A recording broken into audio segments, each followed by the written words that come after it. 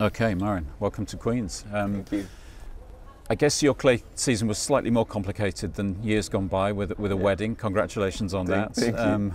And then once you'd got that done and dusted, you were producing some good stuff on the clay, Rome and Paris. I guess that's given you confidence, but also a sort of bedrock for the grass season. Yeah, that's true. That's true. Definitely, I had a little bit of a mixture of feelings throughout the clay. I had a little bit of injury at my knee, then I played in Monte Carlo with that injury, and then didn't play for a few weeks, then got married, and then I had also a little bit of a break for Madrid tournament just to heal that knee, and played well. I played semis at Rome, played quarters in Paris, had a good chance as well with Juan Martin in that match, had some chances to go through.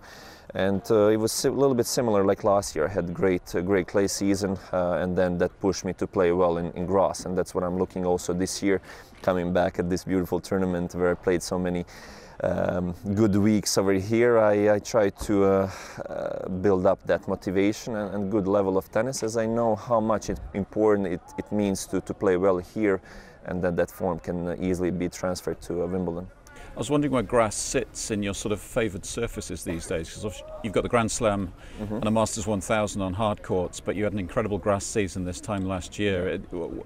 How do you approach the grass season? What are the goals and expectations?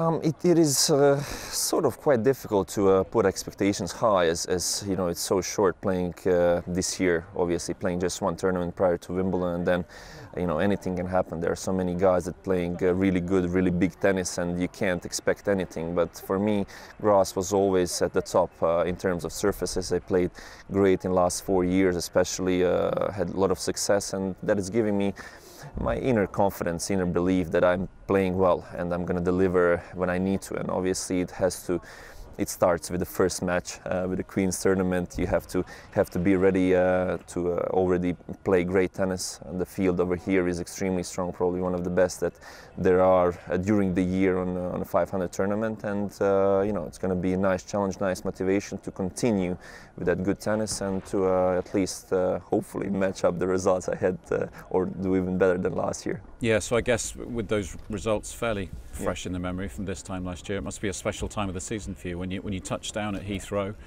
and you start driving through London. Do those good memories come back?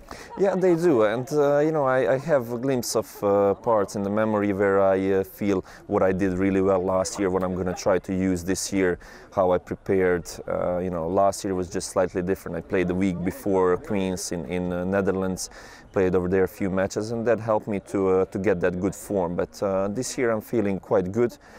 Still, it's important to deliver that on the court, but I feel it might be just slightly easier than last year for me to prepare. And just a question about Andy Murray. Of course, it's a stacked draw for a 500. Yeah. Nice to see Andy back, though. I'm sure you would echo that as a fellow professional. Yeah, absolutely. Great to see him back. Obviously, a tough time behind him, 12 months without playing, and just going through the injury, and hopefully he feels okay, and great to see him back. Great to see him back playing on especially here in London at Queen's, where he played so many great tournaments, and you know, it's also a little bit weird to see him, both him and Novak not being seeded, and Stan as well in the draw.